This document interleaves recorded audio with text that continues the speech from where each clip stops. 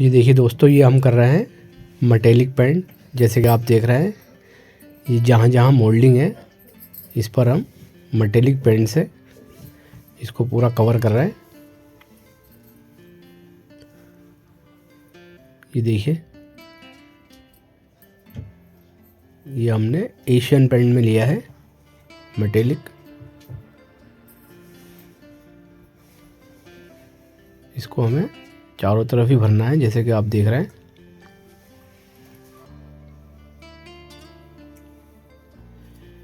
पहले हमने सीलिंग को वाइट किया है। वाइट करने के बाद अभी हम मेटेलिक से जो इसमें गोले वगैरह हैं उसको हमें भरना है।